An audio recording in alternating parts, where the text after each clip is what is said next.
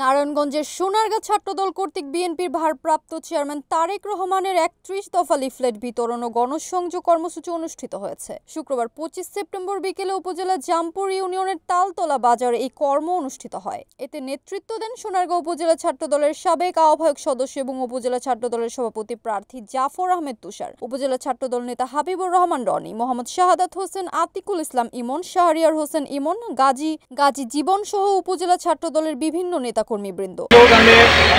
সামনে নিয়ে এগিয়ে যাচ্ছে বাংলাদেশ জাতীয়তাবাদী ছাত্রদল। তারই ধারাবাহিকতা বাংলাদেশ জাতীয়তাবাদী প্রেসিডেন্ট জিয়াউর রহমানের দেশনায়ক তারেক রহমানের যে ৩১টি দফা দিয়েছে, আগামীর বাংলাদেশ বিনির্মাণে যে ৩১টি দফা জনগণের সামনে দিয়েছে, সেই ৩১ দফার প্রচারণায় আজকে সোনারগাঁ উপজেলা ছাত্রদল ৩১ দফার লিফলেট বিতরণ কার্যক্রম পরিচালনা করেছে। তৃণমূলের দল, তৃণমূলের আস্থার প্রতীক আজহারুল ইসলাম মান্নান সাহেব দীর্ঘ ১৭ বছর সোনারগাঁয়ের সাধারণ মানুষকে আঁকড়ে ধরে সোনারগাঁয়ের রাজনীতিটা করে গিয়েছে। ছাত্রদলের প্রথম ভোট, তোমার আমার প্রথম ভোট।